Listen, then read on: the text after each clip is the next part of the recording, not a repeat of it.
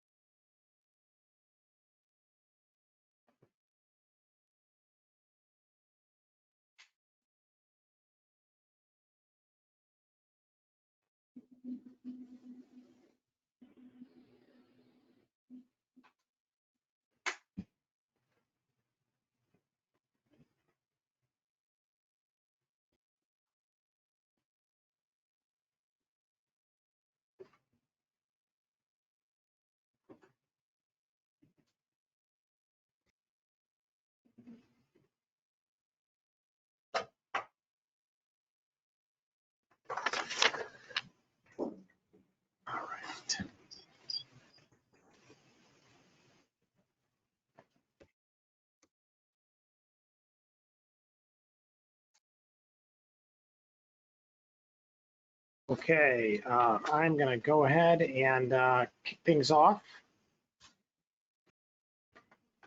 I'm Gerard Dair, CEO of Speedeon Data, and I want to welcome all of you for attending our panel discussion today. We decided to organize this as we've been hearing from quite a few of our clients that they're having some difficulty understanding the new paradigm of marketing we live in. Consumers across generations have really changed a lot of their buying habits, and many marketers are thinking right now, what do we do? So it's our aim here today to provide some insights across offline and online data and analytics, with hopes that you can leave with some new ideas or questions to ask your organizations. With that said, the structure for today's webinar is we're going to have a short Q&A at the end of the session, but feel free to use the chat box to ask questions at any time during the session. We'll work to get them answered. Before we dive in, I'd like everybody to introduce themselves. As I said, I'm Gerard Dair. I'm the CEO of Speedeon Data, and I'm going to pass it over to Matt Whipple, my colleague. Thanks, Gerard. I'm Matt Whipple with Speedeon Data. At Speedeon, I help brands launch, scale, optimize the direct mail marketing channel. And kind of through that journey, we'll utilize a lot of the different data assets we're going to discuss later in this conversation. Ken? Thanks, Matt. This is Ken Barbieri. I'm the EVP of Growth at Code3. We are a digital marketing agency operating at the intersection of media, creative, and commerce. I have to apologize, I'm having a technical difficulty, so I'll be on the phone today with no video. On to you, Brian. Hi, my name is Brian Rainey. I'm the CEO of Path to Response, which is the newest data cooperative in the space.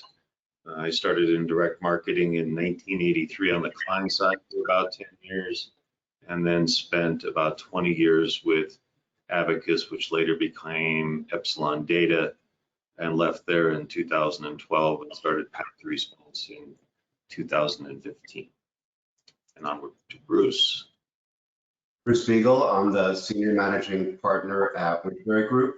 We're a specialist management consultancy focusing across all things marketing, advertising, data, technology, and commerce, headquartered out of New York and working on a global basis. Glad to be here today. Great.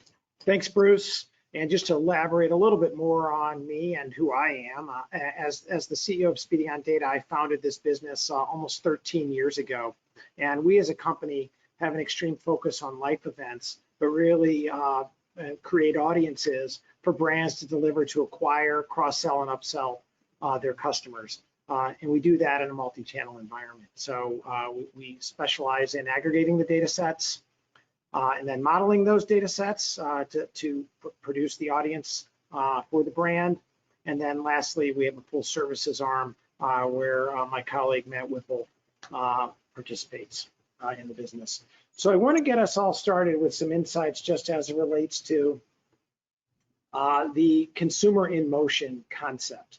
And there is no doubt COVID has brought our consumers into a great deal of motion.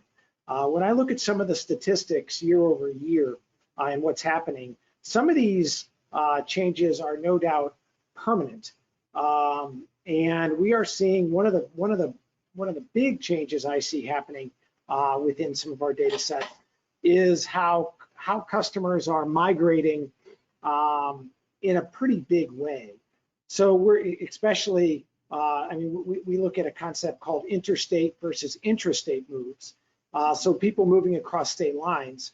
And when I look at July through December of 2020, we had about 1.1 million households in each of those months, consecutive months, move across state lines.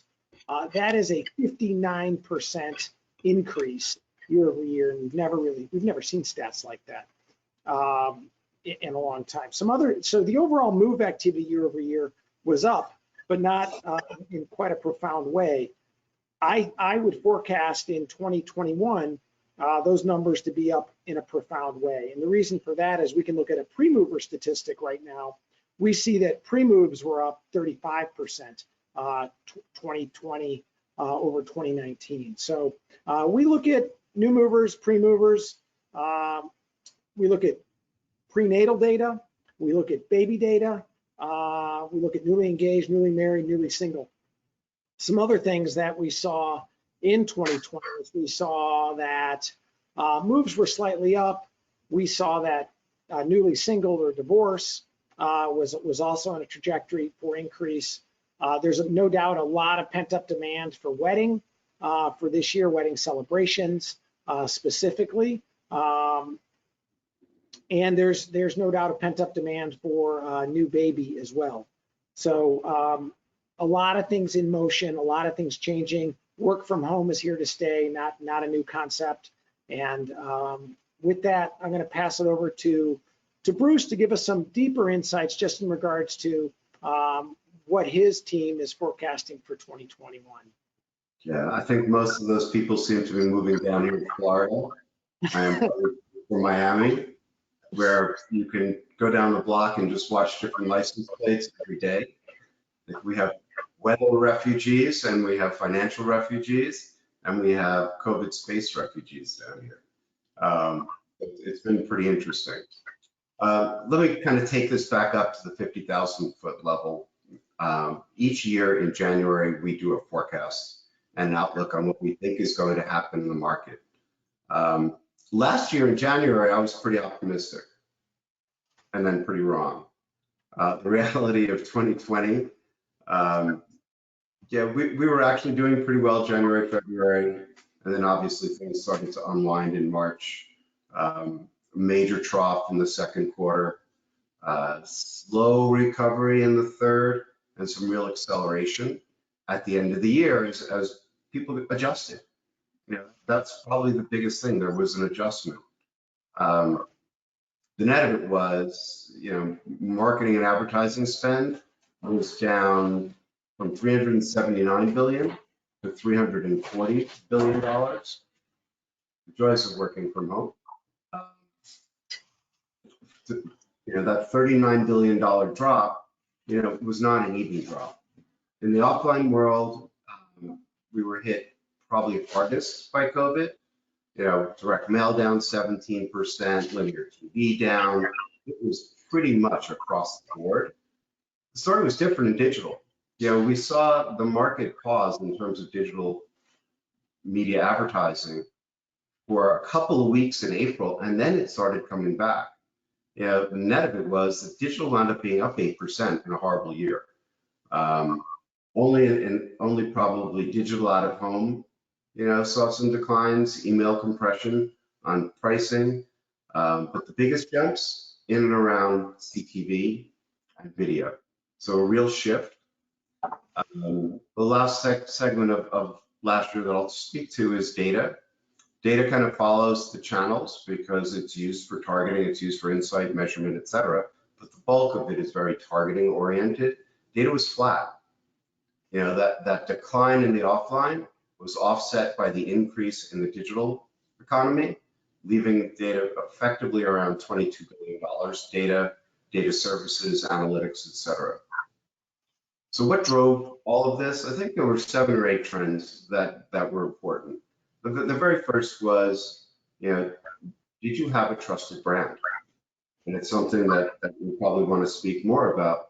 Those trusted brands in a time of crisis, people fled to them, and many brands really worked hard to develop a point of view and to help build that trust. The second trend was around the shift to streaming TV. We knew going in that there were going to be a lot of launches last year, Disney Plus, et cetera, but there was just a massive shift out of linear into, as we sat home, we watched more TV, we ran out of programs, we signed up for yet another streaming channel. So all of a sudden, you know, I think the final numbers, Disney wound up with about 90 million subscribers. And they added far more than Netflix, so Netflix is still the king. But also you had more and more. And advertising obviously follows that. It doesn't follow into the subscription side. But there was still about $8 billion worth of advertising that was spent in the non-subscription side of connected TV. Commerce, you know, we probably jumped ahead 2 years in 1 year. Commerce used to be about, I think 2019 was 16% of retail. By the end of last year, it had grown to 22%. Sorry, to 20%, and it's supposed to go to 23% this year. We have had a systemic change in how people shop, how people buy, and where they start their journey.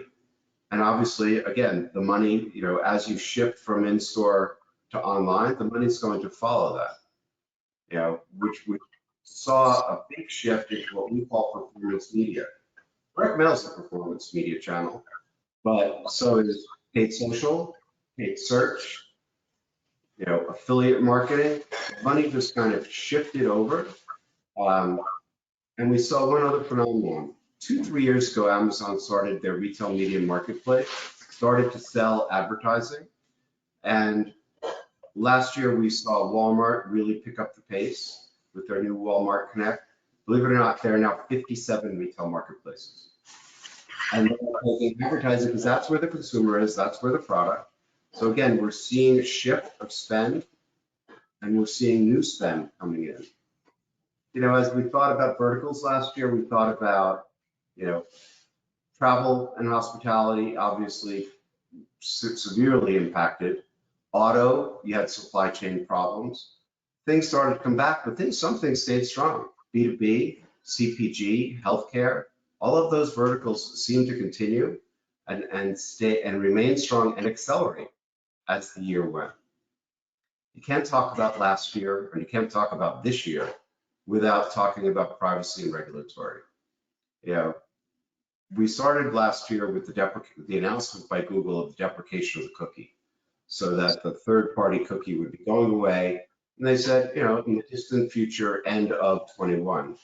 We're a lot closer to end of 21 now than we were 12, 13 months ago. But it had a major impact on how people thought about data, on how they thought about identity, and how prepared they need to be. You know, probably the first was a technology shift. Is if I need consent from consumers, I need to be able to understand what data that I have. The CCPA said, hey, I need to be able to show them the data and remove the data. So we saw a big shift in consent management, another shift into customer data platforms so that you could organize and manage the data. So we saw acceleration trends in technology. We saw more collaboration as people said, you know, maybe I can't go on my own. Maybe I need to partner, whether it's better with my agency, my data provider, my other service providers. So there was a shift, not only in how we think about collaboration, but also the technologies that were. Finally, you know, you get to what do you think 2021 is going to look like? we actually think that by the end of this year, we will almost be back to where we started last year. So that over this 2-year period, it is really a V recovery, even though it's been a kind of a shaky V. Offline, we expect to be strong. We think direct mail is headed up. We're seeing tailwinds from the fourth quarter that are just carrying into the first quarter of this year. Linear TV, maybe still challenged this year, maybe stable, maybe down a little bit. Digital up across the board. And finally, this year, digital will pass offline in terms of marketing spend. So it's a way to start to think about and frame our discussion. The final point in there is really around data. We think data goes up 6%, lifted by all of this new spend. So that was just kind of a quick, what do we think is going on?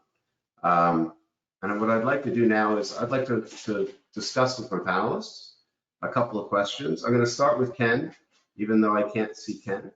And given the past 10 months of COVID and its impact that I was just speaking to, how we live, how we work, where we work, what do you think the areas that are going to have the greatest long-term impact on the consumer, as we get through COVID and move beyond? Yeah, thanks, Bruce. So, to reiterate, Code 3, as a performance marketing agency, we spend a lot of time thinking about where consumers are and how they're consuming, digital media in particular. So, to echo some of the points you called out, obviously there's been a tremendous increase in e-commerce transactions online overall, and I think that's an obvious trend that'll continue to stay. But in addition to that, we've seen some interesting behaviors based on some recent data I've seen, including,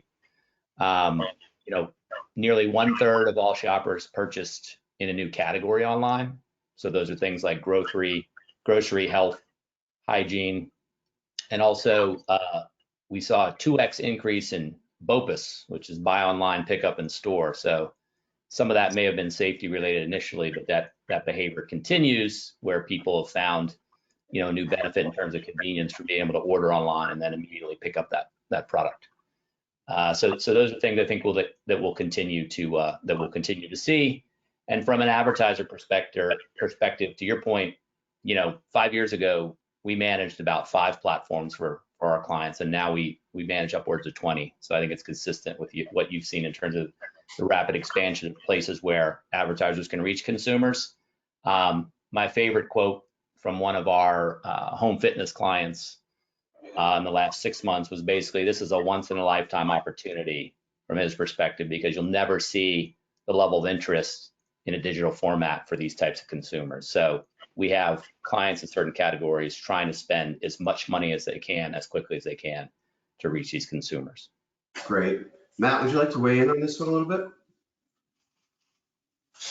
Yeah, for me, and from what I've seen, is there's been a kind of renewed focus on how do I get customers to shop at my brand's website first, rather than defaulting to, I know I can get, this specific product at Amazon in 2 days. So the discovery for some brands, I think, has been a little more difficult than others, right? Obviously, fitness is a great example where if I'm a newer brand that would have had much more consideration, time in front of my clients, that time frame shrank here, and they're looking for ways to A, quickly introduce their products, and B, generate traffic to their own site before it's siphoned off into other retailers or bigger players in the space. Brian? Yeah, I'll just echo some of the things that you were talking about, Bruce, and with some of our clients in specific categories where we've seen amazing growth from some of our clients, so much so that they had to pare back all of their marketing efforts because they couldn't keep up with their supply and supply chain issues. Even I went into a bicycle store the other day and I couldn't believe it. They have racks for about 1,000 bikes, and they maybe had 20 bikes on the shelves to be able to sell. There's a seat company that's been around since longer than I've been in direct marketing, and they can't fulfill seeds fast enough for gardeners. Anything having to do with home office is off the charts, and clearly categories with fashion apparel. This is the first time I put on a sport jacket in the past year, so anything that's on the fashion side has been just absolutely crushed. So by category, and we do see some strength coming back in 2021. Great. Gerard, would you like to wrap on this one?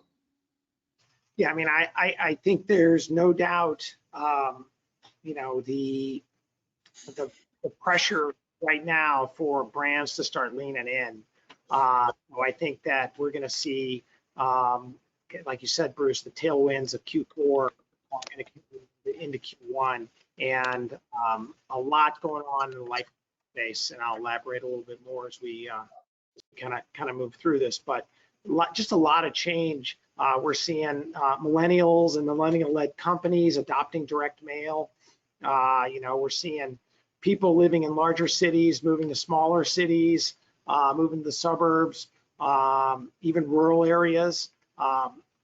You know, we're doing this migration study right now internally here, and the fact that, you know, just like Q4, the inflow of movers in the state of Indiana is up 250+% year over year. So some profound change, no doubt, underway. Right. Well, given what you see with that change, and you see, you know, as you were saying earlier, you have a lot of unique audiences. You know, could you continue on in the conversation that you were just starting around what you're seeing in terms of the changes compared to last year? You know, is it more audiences, different audiences? You know, how's the data supply changing? So you know, there's no doubt more audiences available, and there's no doubt, you know, different audiences available. I think an interesting thing to note is audiences with scale. When you start looking at movers are an audience with scale, and they're also in market to buy a lot of stuff.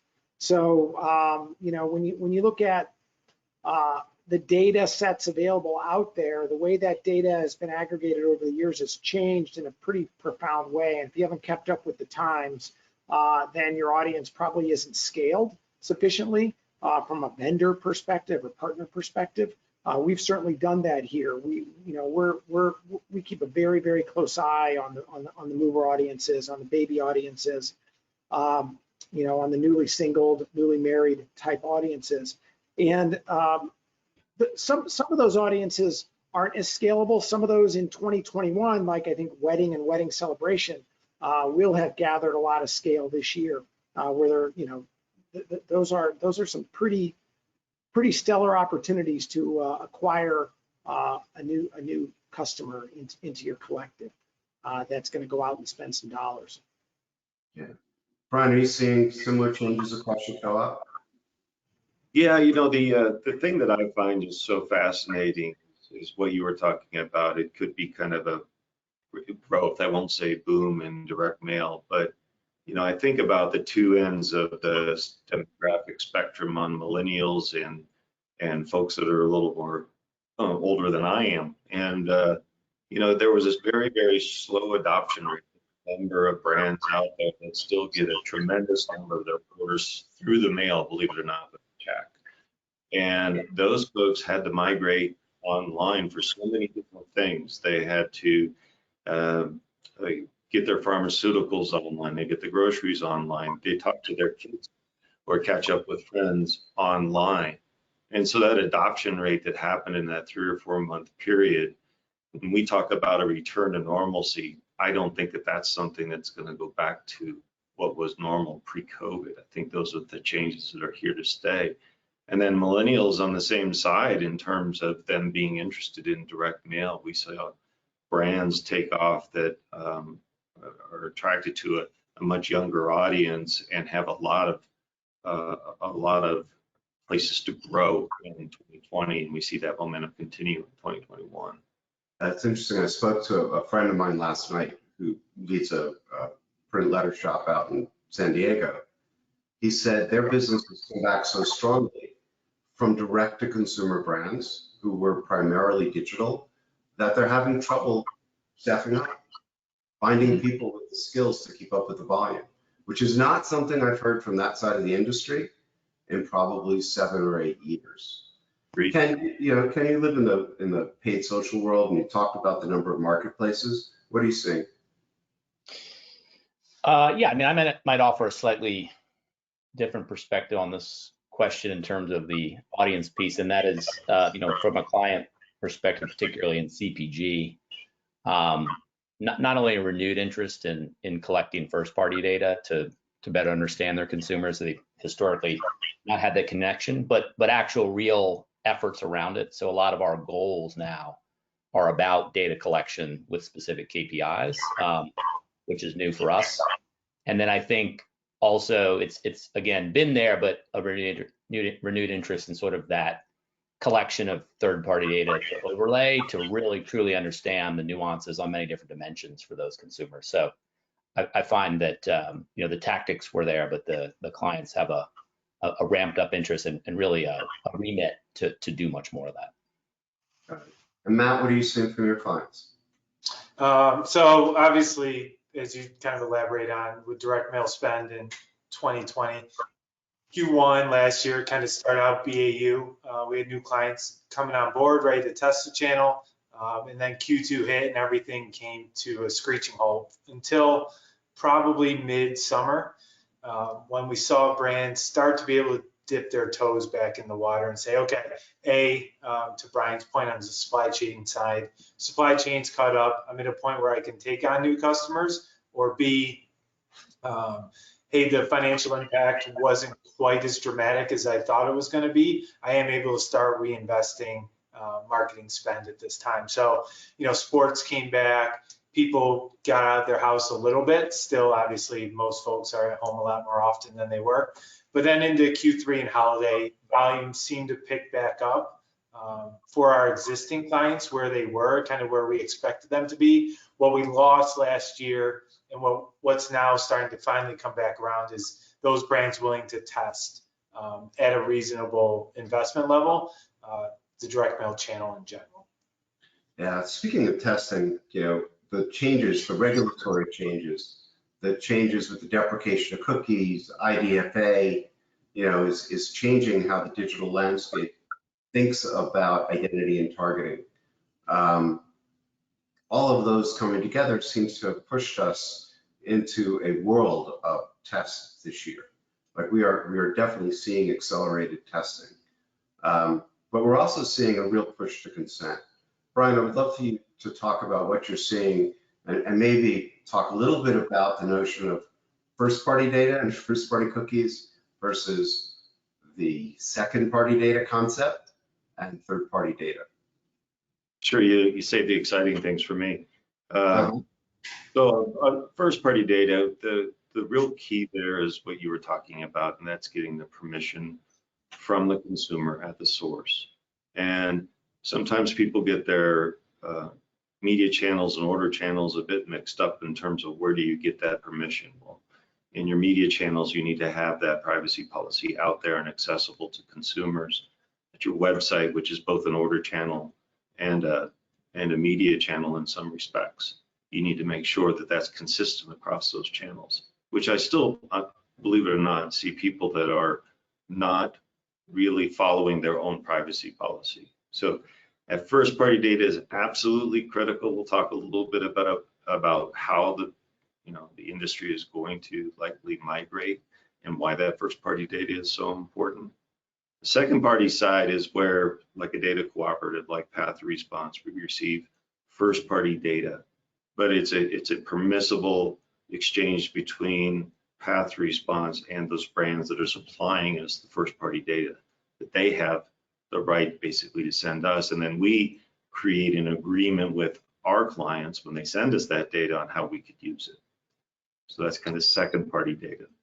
And then the third party data, it tends to be the data that gets collected from, Gerard knows this better than anybody, right? But the data is collected from a variety of different sources, could be public sources and whatnot, but there's generally not a connection between the end user and where the data was actually sourced. So that's the kind of the difference there. The thing that you hit on the privacy side people spend a lot of time talking about CCPA, but that ignores the fact that you've got many, I'll just say many, because I don't know how many it is now. The last time I looked, it was 17, but you have many, many states pursuing some form of privacy legislation.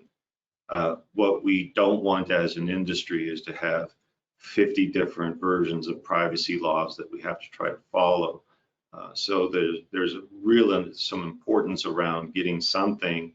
It's probably along the lines of CCPA that we can live by and enforce, but we need federal legislation, something that's consistent. That's absolutely critical. And then you talked a little bit about third-party cookies and deprecation to Chrome. Everybody has to keep in mind, that that's already been in place, right? Safari and Firefox did that many, many moons ago. Chrome is just catching up, although they carry about 60% of all web traffic. That's going to be a big deal because there's an entire ecosystem that's been built out there, whether it's data collection or brands using third-party cookies target digitally. That's really at peril. So now we might move back to why first-party data is so important, that permission-based data and the ways to create linkages, whether it's through hashed emails or any other ways to be able to tie consumers together to various IDs so that those can be linked. And that leads us to a collaborative and cooperative environment to be able to take those links and join in with other places where the same links exist, so we can still talk to consumers digitally or through direct mail or whatever. But it's going to take a lot of collaboration across these companies that are at the source in creating this first-party data. Right, and I think the walled gardens and Facebook and Google and some of the others and some of the newer ones, they have a lot of that first-party data because they have those direct relationships. The social media world has always operated that way, which is probably a good segue to go back to Ken and to get his take living in the digital world. Yeah, I mean, it's a great point you make there, Bruce. I mean, it is historically a little bit of a tug of war in terms of how an advertiser chooses to engage a walled garden like a Facebook or a Google, but given their prominence and how much attention is there, it's sort of unavoidable. I think on the regulation point, every client that we work with is certainly concerned about it. Their level of progress probably varies substantially depending on maybe their products and industry. We have a major media company that released a betting mobile app last year, and obviously they were very concerned about regulatory and privacy issues, and so we had a number of unique rules in place for them. But overall, I think, kind of to my point earlier, I think these issues were sort of known, but there's much more attention on it, and so our brands are actively seeking solutions and partners, whereby historically they were maybe less inclined to have this as something to worry about. So I think that will be, identity in particular will be something at the top of every brand's marketing agenda for the foreseeable future. Are they working to solve it themselves, or are they waiting for you and Brian and Gerard to come up with a solution? Yeah, it's a great point. I think they are looking for guidance and feedback from any and everyone who knows something. They'll all end up with a variety of solutions, but there is probably a person or people at the brand designated to solve this, and we get involved quite a bit in those conversations. Yeah, we're seeing a lot more chief data officers, and we're definitely seeing a lot more compliance officers in the conversation. Gerard, I'd love to hear you weigh in. I think this is, this big change with the cookie being eliminated at the end of this year. It's a little shocking to me that it's not more talked about, that people aren't jumping up and down, waving their arms, shooting flares in the air and saying, what are we going to do about this again? We're working on it. There's no doubt people working on it. But December is going to be here before we know it. And there's nothing that says that we might get a stay of execution here on December 31 for another 6 months or for another year, maybe. But it's a very big deal. It is no doubt going to drive collaboration within this industry. It is making cooperatives very popular. And whoever thought that data co-ops would go back in vogue really fast. It could, you know, it could certainly drive things on the direct mail side as well. And again, who would have thought that? ID resolution, you know, at the digital level, it's got to be solved, and it's got to be solved pretty fast. Otherwise, we're going to have quite a hole in our industry. Yeah, there are certainly a lot of firms working on this, as I think we spoke to probably 100 of them last year. So there's no shortage of solutions. I think it's a question of what's the right solution for the right use case. And you know, it will all start with consent, but, you know, will it be first party cookies and publisher collaboration with the brands? Will it be led by the DSPs and their data marketplaces and data exchanges? We've seen a lot of those spring up in the last couple of years. Where is it going to be contextual? I think where we're seeing is it's all three. You know, that depending on where you are, you may use, you know, to get to that first 20% of authenticated customer, you're going to use one type of ID solution. You're going to go and say, all right, I now may shift to a probabilistic solution to scale it up and to get some of that reach. And I may use contextual to inform behaviors in more real time. But as I said earlier, it feels very test right now. Nobody's settled on the outcome. We are not betting that Google's going to kick this can down the road. We think Apple and Tim Cook is going to, you know, push hard in April for more restrictions on IDFA, and that frankly takes some of the pressure off of Google. And there's enough solutions that we think end of this year really is end of this year. Matt, you know, with the D2C brands that you're working with, you know, what are some of the examples that you could share with us perhaps on how they're using, you know, some of the first, second, third party data? And I don't use zero party data because I don't believe it's a thing. Sure. So I'll speak just strictly from the direct mail perspective, how we use it there. Obviously, almost anything we do, whether it's a CRM mailing or an acquisition campaign, is going to start with the client's first party data. And that seed file ultimately will be what's used to derive lookalike audiences, whether it's from a compiled database like ours, whether it's looking for movers who transact with a specific subscription service right when they move, so we can then find customers moving into similar areas that would likely be interested in the same type of solutions. Or it's a seed file for, you know, a company like Brian's to find ways that my first party data transacts across the co-op, to find others within that space, within the cooperative, transacting in a similar way that would indicate this is a high probability candidate for a specific company. I do want to echo Gerard's sentiment that from my side, I am seeing folks starting to become more willing to play in that co-op space. And it's always been something to me that I'm surprised about. I like to use mattresses as an example, where a company may not want to contribute data to a cooperative because they would then have to tell Brian who bought a mattress from them, which they don't want to share that information because maybe they have a proprietary customer base. These are the only folks in the country who buy mattresses. Now, we all know that's not true, right?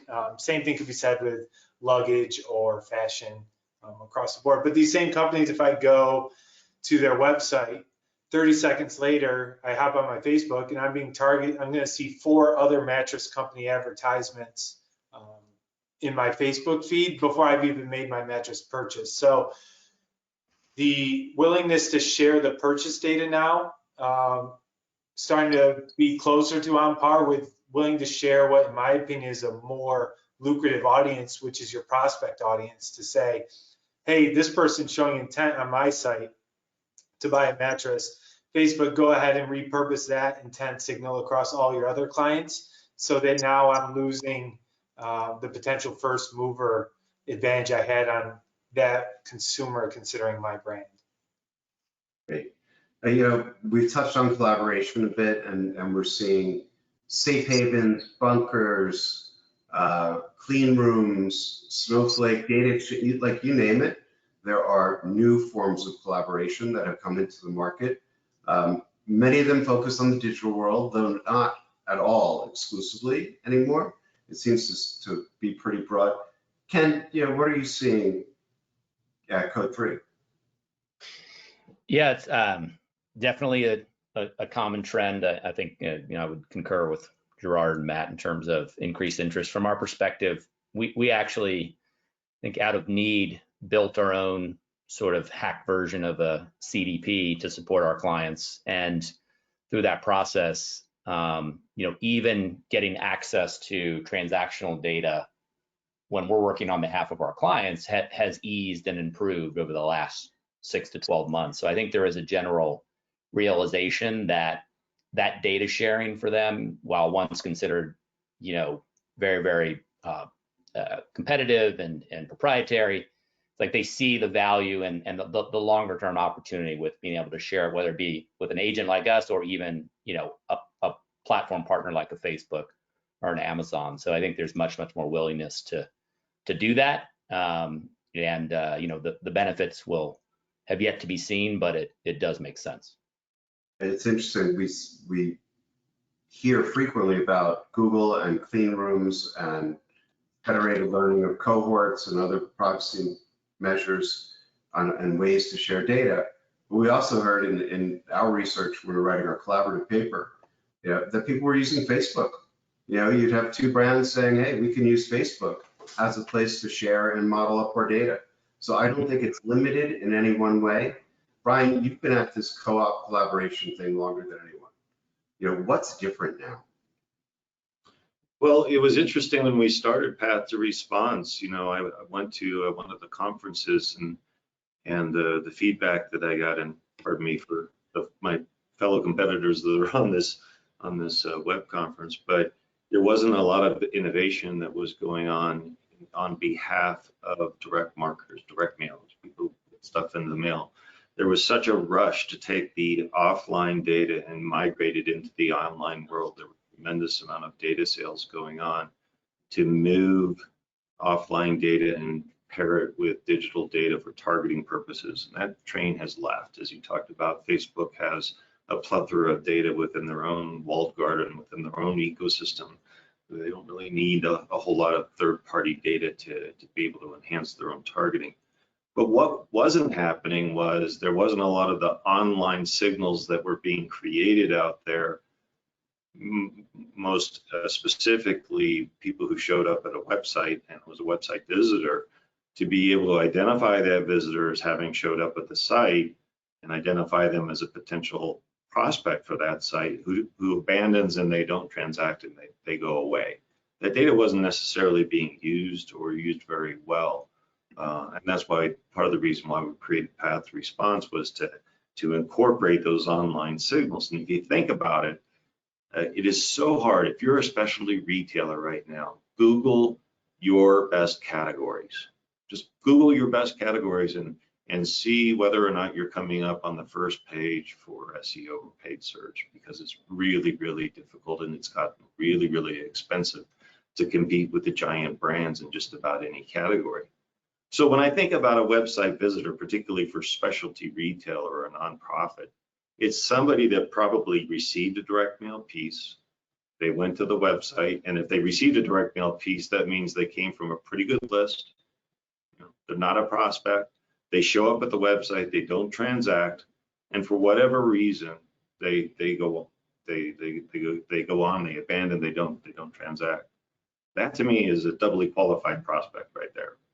Because we're a data cooperative and we have that brand's customer list, when those signals are sent to us, we can tell the difference between what's a prospect record and what's a customer record. And then we can enhance those prospect records with active mail order information to be able to include that in the files that we send back to our customers. Right.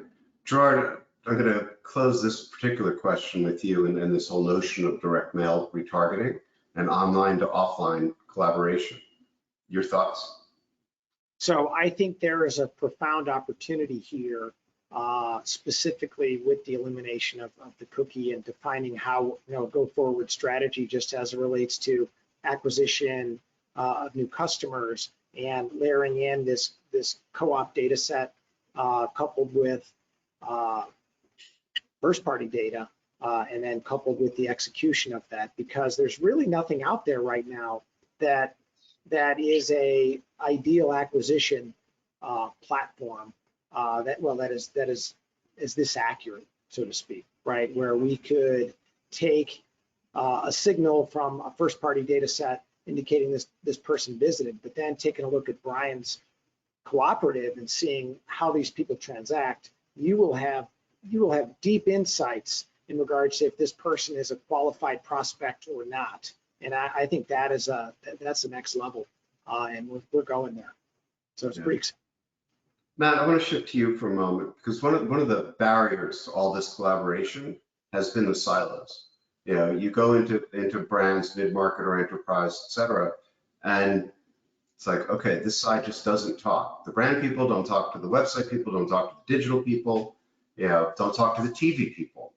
You know, so while we head towards omnichannel, it's hard to do that when everything is still broken up into silos of data and silos of people.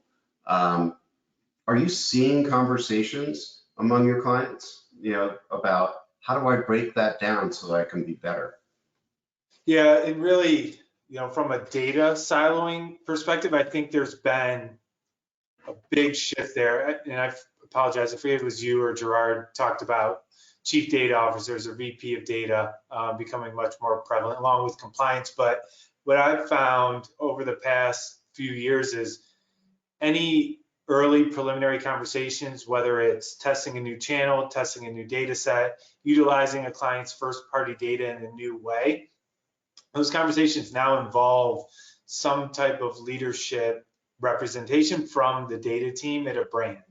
And at that point, that person is often in a position where they can A, bless an initiative, or B, shut it down. And it's all starting with the data considerations within a company. From there, it can then say, okay, this makes sense, this sounds good, this is within our T's and C's or privacy policies. From a data point, we're clean. Now, you know, each channel go ahead and execute how you plan to use this set. So it's been interesting to watch because these folks, you know, a long time, I think were more data movers, modelers internally, but now have influence in customer policy and how us as agencies are allowed to utilize our clients' data. Yeah, it's kind of like, you know, when the CMO says something, people pay attention. When the general counsel says something, people pay a lot of attention. Ken, in the digital world, and especially as you cross digital channels, how are you seeing these silos start to break down? Yeah, it's interesting. You know, Code 3 as a digital marketing agency, one of the reasons we, you know, our sort of value prop is based on this idea that silos need to be broken down to operate more effectively. In our case, we're referring to sort of the media silo at a high level, creative, and then commerce together. So I think that's been an interesting story to tell. I agree with Matt that on the data front, things are improving. There's intention from clients to do more of that. I think where there's still a lot of work to do is actually on the strategy and organizational side, because, you know, when we tell our story, I think it resonates in cases where all the budgets roll up to a single decision maker. But in cases where that doesn't happen, you end up with sort of these discussions around fiefdoms and arguments and all the things that ensue. So I think organizations and our clients need to get a bit more serious and proactive about the organizational structure that surrounds this. But I think they've done a good job on the data front from what I've seen. Yeah, I want to pivot a little bit because I want to be conscious of the time that we have. Gerard, what do you think the biggest opportunities for your clients are in 2021? Where do you see those coming? I think, first of all, if you're not talking about the cookie elimination, you better escalate it and start thinking about how you're going to solve it. But I also think there's some deeper analytical insights that can be achieved through this migration concept, which I elaborated on earlier, right? I mean, with this change comes opportunity, and working across all the channels effectively in optimizing your channels with this migration concept in mind. It's probably going to trigger some big model rebuilds and how we target and prospect. Brian, where do you see the big opportunities? Well, I'm kind of repeating myself, but the whole migration that we saw between some of the younger folks and the older folks from their adoption to e-commerce, direct marketing, direct to consumer. The other category that was really kind of interesting that we saw tremendous growth in was nonprofit. I mean, you think about the way that fundraisers have to pivot away from holding big fundraising events, right? You couldn't do that anymore. So a lot of them migrated those efforts into the mail, and we saw tremendous growth within the nonprofit universe. I think it all came to my mailbox on a nonstop basis. And it wasn't political, by the way. It wasn't all just political. It wasn't all just political. It is every charity, every cause. It's the notion of cause has really pushed forward. Ken, what are your thoughts? Biggest opportunities? Yeah, I think a couple things. I think one is just capitalizing on the obvious increase in transaction online and being nimble and quick about that. I think it's deeper understanding of your consumers through advanced data modeling. And then I think the third one for us, it's very common, is just testing into new platforms. You mentioned that proliferation of new places. I think our clients need to learn very quickly, which ones work for them and how to speak to consumers in those new environments. Yeah.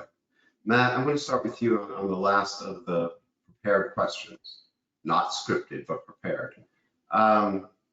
If you had a minute to give somebody advice among your customers, what is the best advice you can give them for 2021? So for, I would say, manager, senior marketing manager, director of growth, taking a quick pause and saying, what first party data exists within my organization that I have access to? What second party are we utilizing today, if any? And then what third party data do we use today, if any? And just start with a base understanding there to educate yourself around, hey, this is what's available to me as a marketer. This is, and I'm using it. This is what's available to me as a marketer, and I'm not using it. And then figure out a way in the first half of the year here to at least test one of those underutilized areas of data, whether it's in direct mail or digitally, or even within your CRM file. If there's something you can go and get that makes your performance marketing improve, figure out one of those areas to say, I did better in 2021 with second party data than I did last year. That would be it. Brian, when your clients ask, what do you say? Well, for me, it's the data analytics piece of this. If I'm a CMO, if I'm talking to a CMO, I would be very, very curious about how the numbers are being reported to me. How were they derived? Because if you're not looking at campaigns in a holistic approach, if you're doing proportional allocation and attribution or last click attribution, your numbers are going to look way different than what's really going on inside of your business, and you're likely to make bad choices or incorrect choices based upon how the data is being presented to you. So be very, very curious around how the analytics are being presented to you. Got it. Ken, your thoughts? Yeah, I would just say if you're a brand and you care about Generation Z, which most should, you need to deeply understand where to find them and how to speak with them, because their behavior, the way they engage and transact online is very different from what we've seen from the generations before them.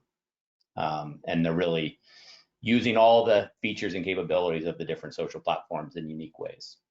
And that's a sea change for a lot of our clients. Got it. Gerard, I'll let you close the advice round.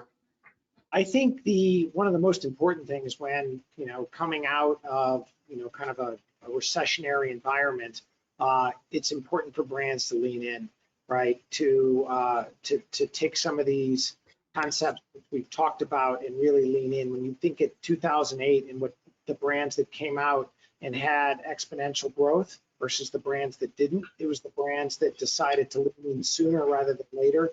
and start acquiring customers sooner rather than later versus status quo. So one thing I like to say especially when I talk to my CFO, who's probably going to come call me as soon as we hang up here, is that I say budgets don't come from God. They're made by people. So you might negotiate some of those insights.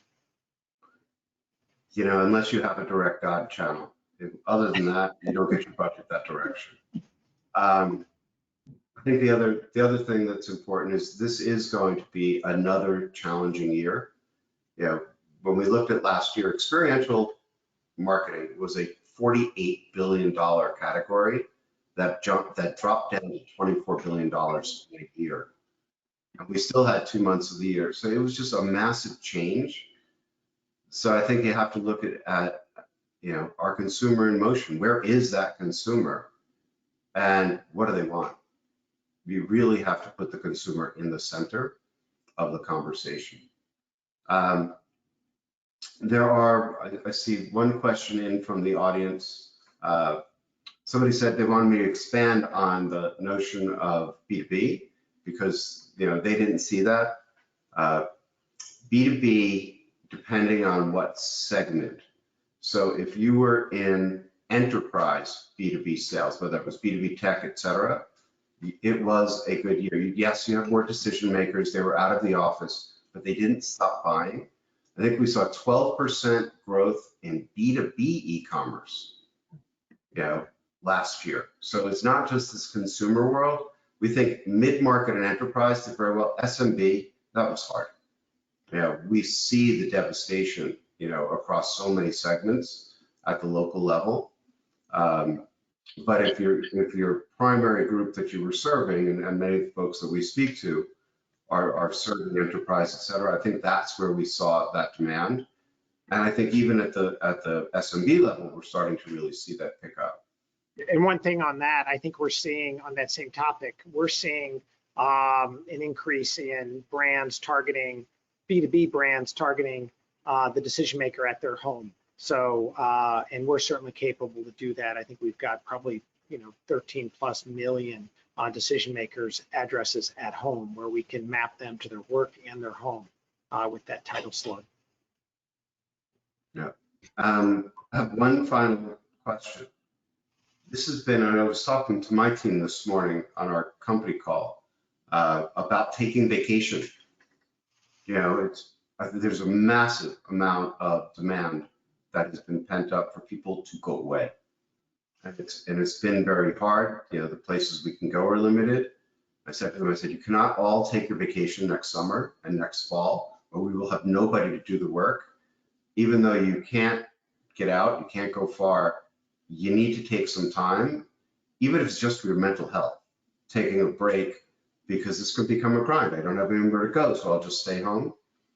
How do you think about that and think about talent this year? Let anybody weigh in on that? What are you doing to keep the staff engaged, motivated, and fresh, Gerard? You know, we're doing some interesting things where we're hosting kind of small intimate groups online versus company events online. So essentially happy hours in a small random group. We're reaching out to our teams in random ways without any particular agenda, just to check on them.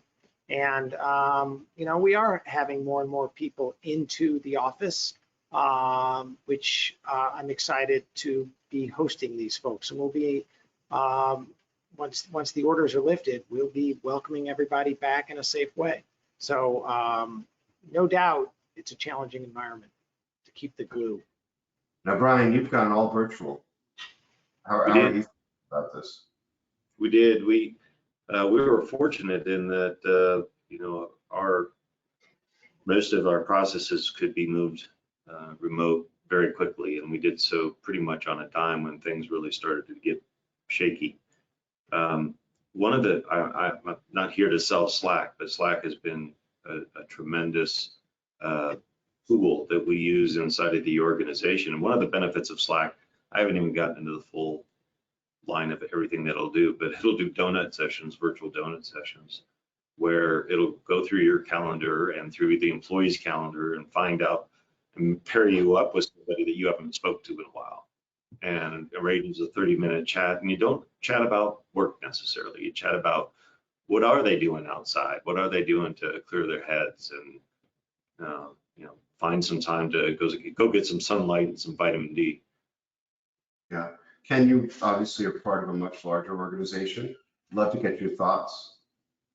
Yeah, it's funny, Brian, you mentioned the donut because we just started that up a few months ago, and it's been tremendous because you not only do you get the one-on-one time, but you actually get to know people in just a different way than maybe you were able to historically.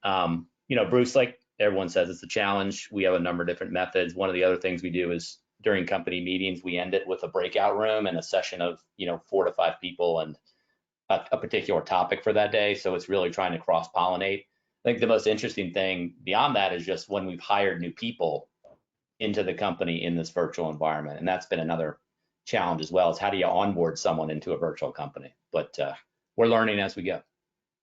I think we've onboarded a third of our staff in the last 4 months because we've been scaling up. Haven't met any of them. Even by phone. They do stop by our office, but it's definitely different. I know that we are at the top of the hour. I want to thank you all for being great panelists. I want to thank our attendees for listening in today and joining us. And last words from Gerard.